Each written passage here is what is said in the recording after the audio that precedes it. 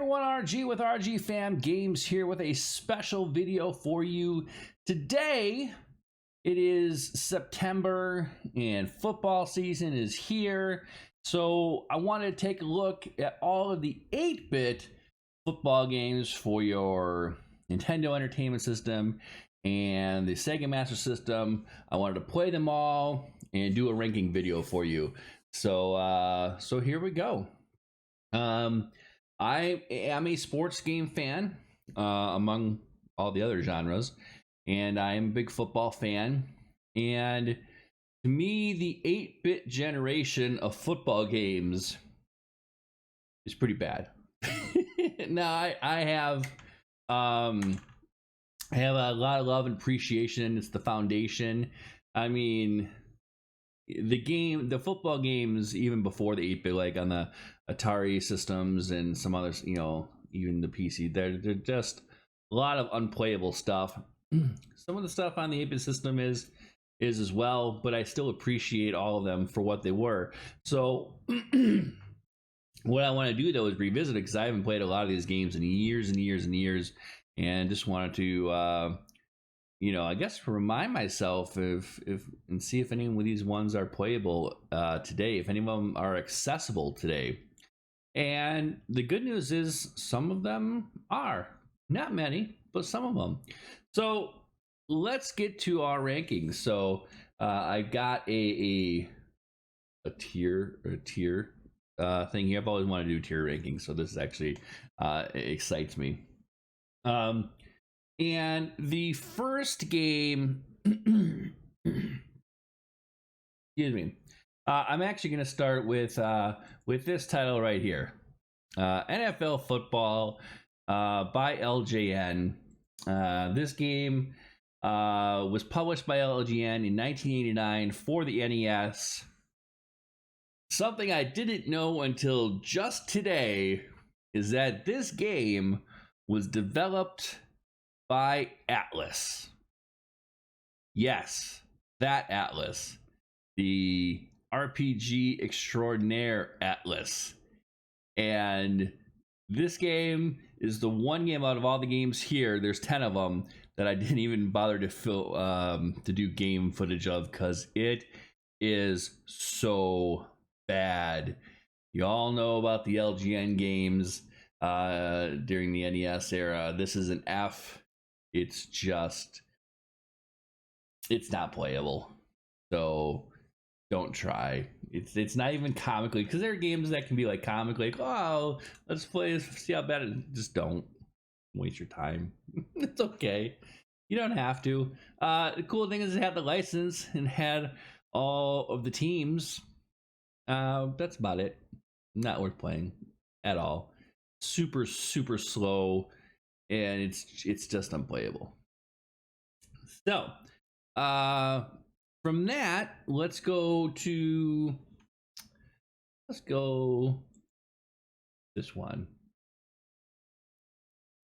Let's go with TenYard Fight. The TenYard Fight is classic black box game. It was an arcade game originally, and it was actually developed in Japan in 1983. And it was ported to the NES in 1985 as a launch title. It was the only launch title for the NES that was not developed by Nintendo themselves. There's a company called IRAM. So as you can see, graphics are very simple. There's only 9 players on the field instead of a standard 11. It's very, very regimented, and I was wondering, my memories of this game are it's pretty bad. And it's actually not nearly as bad as I thought. There are no plays. You just hike the ball, and you can either throw it, like here, look at that play. I didn't know what I was doing. I just picked it up and I threw it, and I had a completion, which is amazing because some of these games I didn't even get to do that. And once it's pretty easy to get the hang of, and you can pitch it and run it, or I ended up playing this game for quite a while. I actually ended up playing like 3 full games, and I had fun. Surprisingly, I was not expecting to have fun. There's really aren't any teams. You just pick kind of what level, what difficulty level, and I don't know how far it goes. But like I said, I played like 3 games, and it was just kept going. And I was like, all right, I'm just done. But TenYard Fight, I'm actually gonna give it I'm gonna give it a B. For the simple fact is that it's simple and it is actually playable, and anybody can pick up and figure this out really quick and have a little bit of fun. Like I said, I played 3 full games, so it must mean I enjoyed myself. So there you go. That's TenYard Fight. We're gonna give it a B. It's on the board, but I'm bumping it up just because of how accessible it was. Next up, we got John Elway quarterback. John Elway's quarterback. This game was, I got some notes here. It was developed by Trade West as an arcade game in '87. It was ported to the NES and released in 1989. So LJN, that NFL football was actually made by Atlas, which was a shock. Turns out this game was actually made by Rare. Yes, that Rare. And this game's, well, I mean, there's a lot of plays there. There's a limited amount of teams. I was able to eventually complete some passes in this game. And I was able to do a couple of things, and I started to really kind of figure out how the game was played. I mean, how the controls kind of worked and stuff. As you can see, these first couple of plays, I'm just throwing the ball to random places. I didn't understand how it worked. But once I figured out how it worked, it wasn't terrible. It wasn't as bad as I thought it was going to be. But I don't know that I would ever go back and play it. It definitely wasn't super accessible. Like you pick it up and there was definitely a learning curve. So we're gonna put John Elway's quarterback actually as a C. So it's not too bad. There's something there. There's definitely worse. And to me, how I kind of look at these rankings, like anything C or below is just stuff. It's like there isn't really a reason to go back and play it unless I'm really, really bored and just want to try something new for shits and giggles. Kind of C and below is going to be like, I don't really need to play that. So that's John Elway football. What do we got next? Next we have Touchdown Fever by SNK. Now, Touchdown Fever was released on the NES in 1991, and it was developed and published by SNK. I'll be honest, I totally forgot this game ever existed. I completely forgot it existed. Until I looked up a list of football games for these systems, I was like, oh, really? I forgot about it. Anyway, it's just some simple options there. They have league matches, only a handful of teams, kind of like a bases loaded type thing, and does not have real players or anything like that. This game was interesting. One thing I really want to note, if you look at this, if you look at the gameplay, notice how small the players are, which is fine, right? But then look how much space there is between each yard line.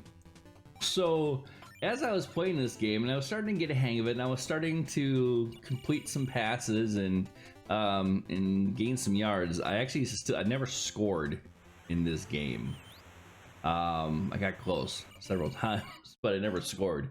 But you would have a game or a play where you'd get around the corner, you complete a pass, and your guy would be running. And look at that, they did a trick play on me. Very like this is I'm on defense. I believe the first play on offense they did like this trick play.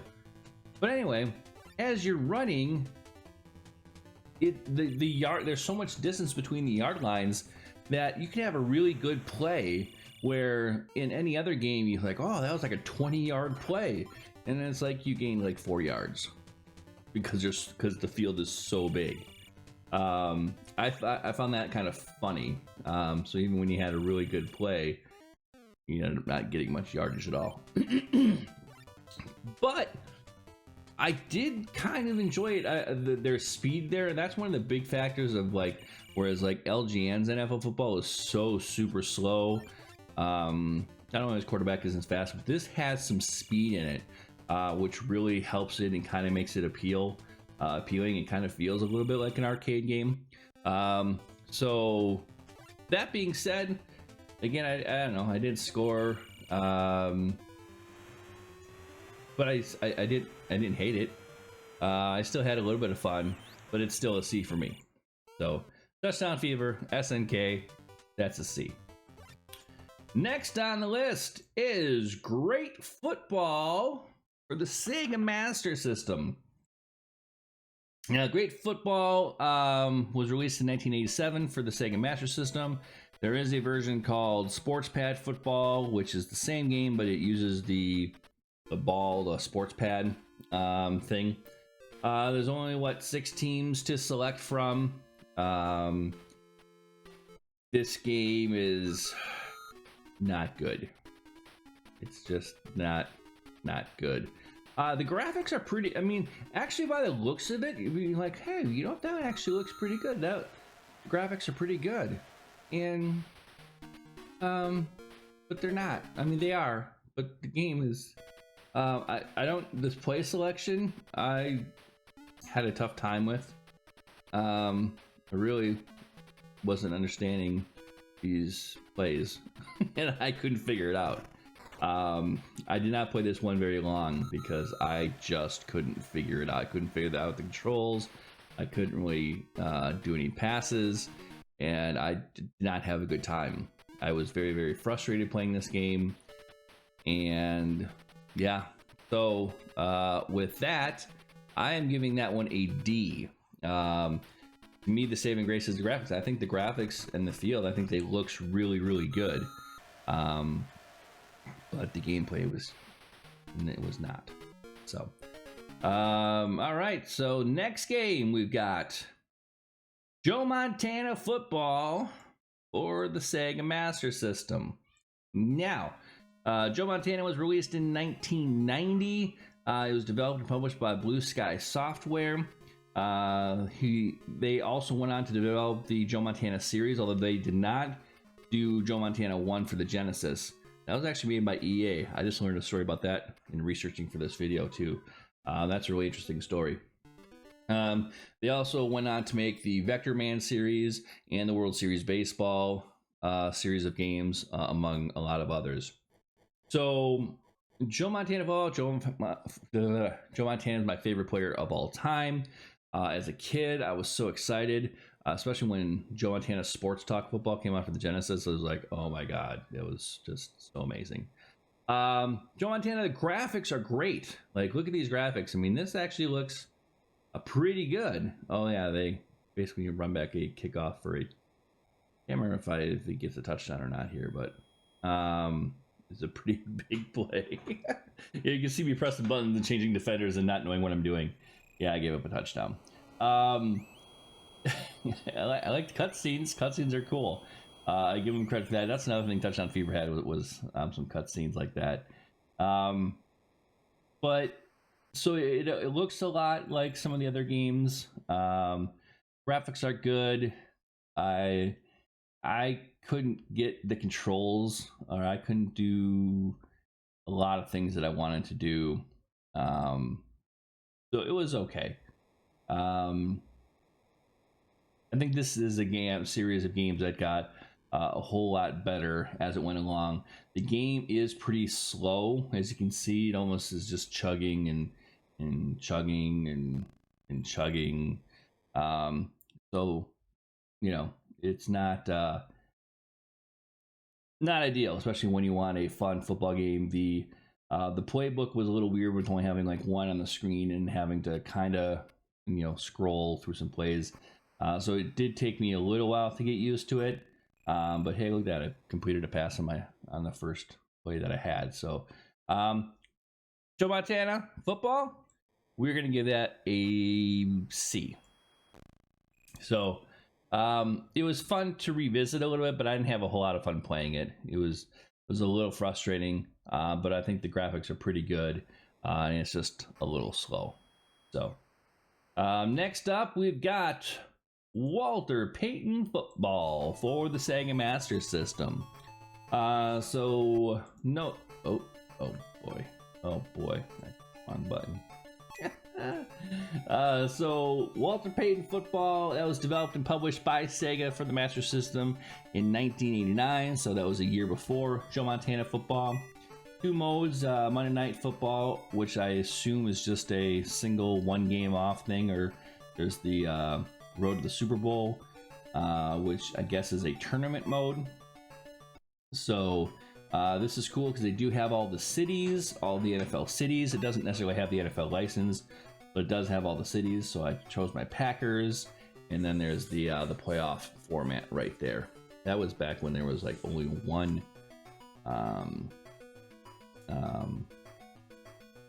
What was there? There was a limited amount of wildcard teams back then.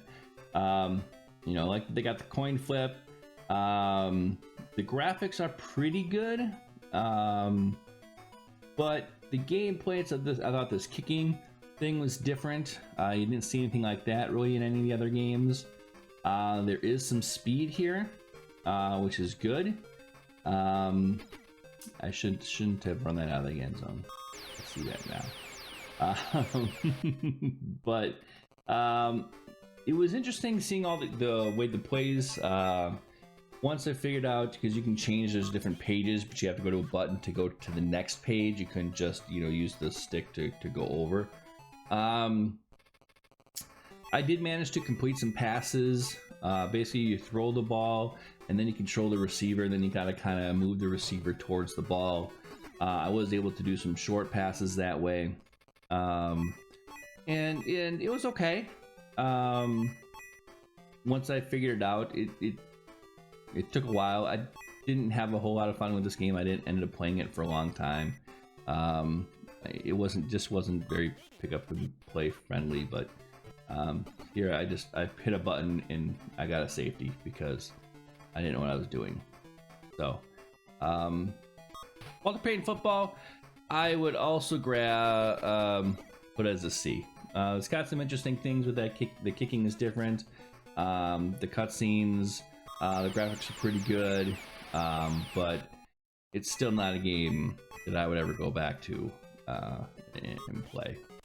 So next up, we've got NES Play Action Football. You may remember it's buried here somewhere next to me, but I actually picked up a complete box copy of this because it was $5, and why not? NES Play Action Football, when it came out, was a big deal. It was published by Nintendo, developed by TOSE, T-O-S-E, released in 1990. This developer is the developer who made all of the Jaleco sports games. So your Bases Loaded, your Racket Attack, stuff like that, Goal. This is that same developer.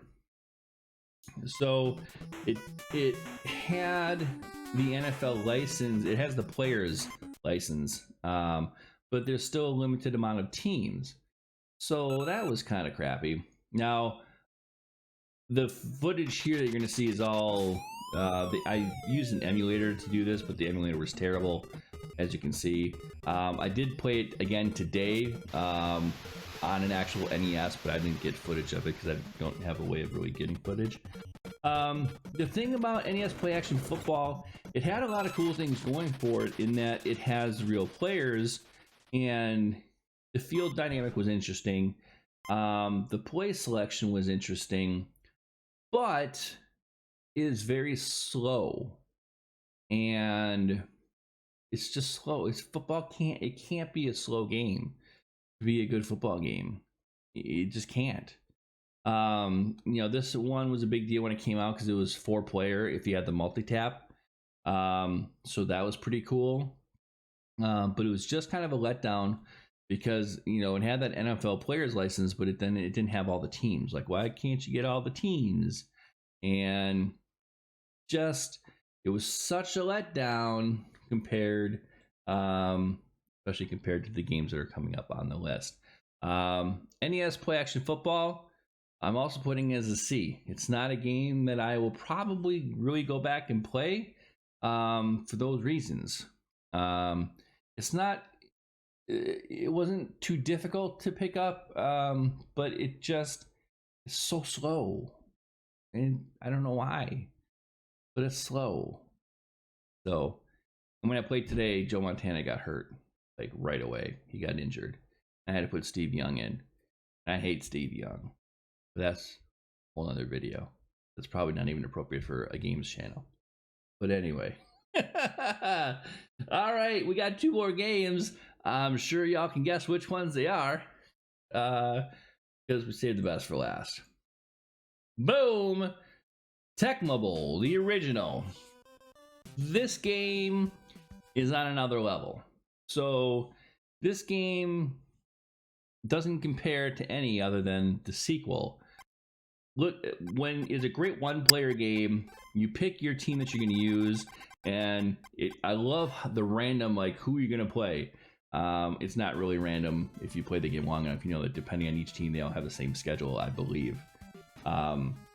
No, I mean, like, each team has its own set schedule, but the rotating thing makes you think like it's going to be random, but I don't think that it is. Tecmo Bowl, there's 4 plays. It's so simple, 4 plays. Anybody can pick it up. It's very arcade. It's a total arcade football game, and it's fast. I mean, there's no slowdown in this game. You can do whatever you want as far as you just can do wacky things. You can run all the way to the other end zone and then pass it all the way to the other end zone if you want. It had the NFL player's license, so it has all of your favorite players, and you just play a season and you go through week by week and see if you can win the Super Bowl. So this game has been, I know they came out with a fake one for your cell phones and stuff. It's just a classic game. Anybody, you do not need to be a fan of football to appreciate this game. Anybody can pick this game up and within a minute being able to figure it out, play it, and have a great time. This game is an S. It's heads and above everything else. Cutscenes. Did I mention the cutscenes? Look at halftime up there. Look at halftime. Look at those great graphics and the music from halftime. I mean, that's classic. That's classic Tecmo Bowl right there. We got one more game, folks, and that, of course, is Super Tecmo Bowl.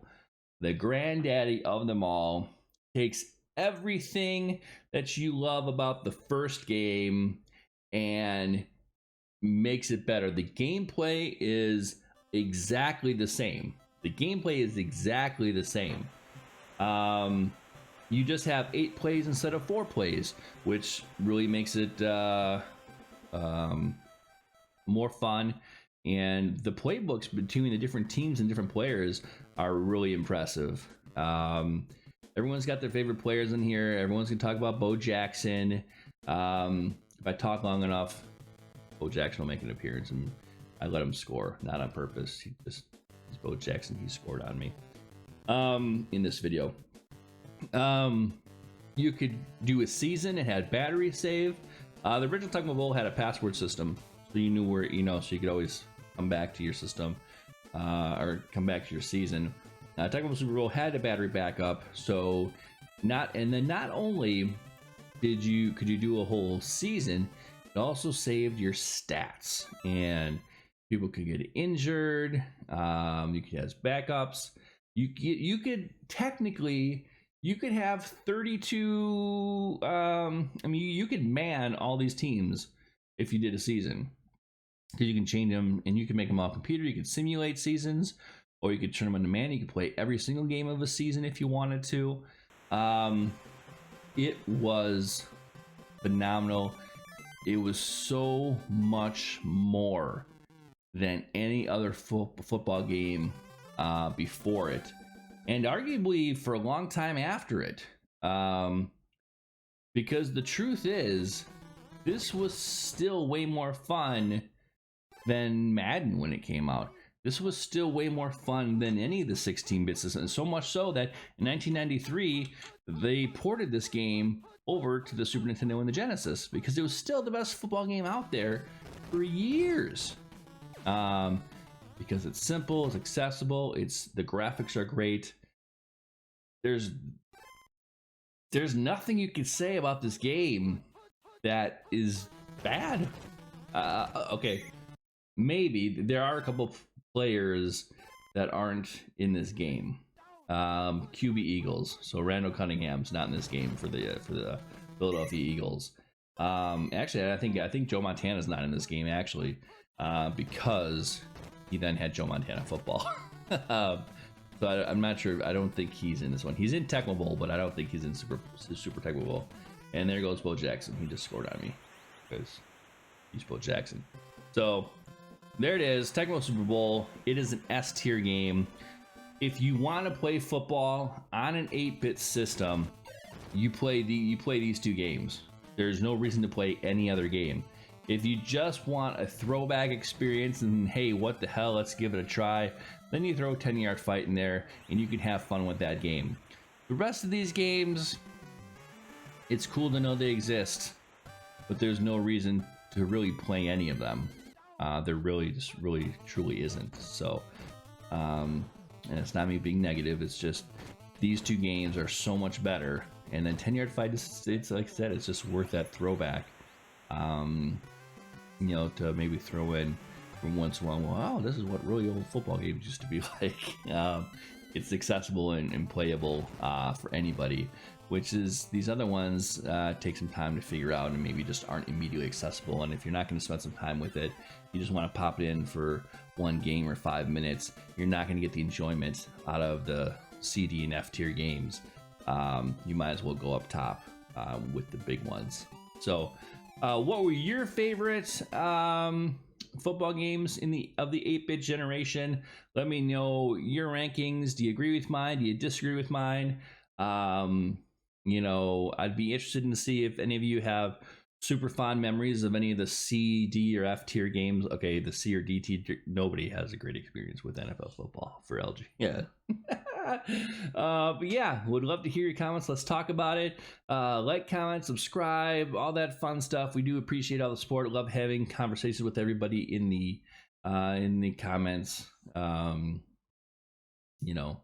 appreciate all the support, and we'll see you in the next video. Bye.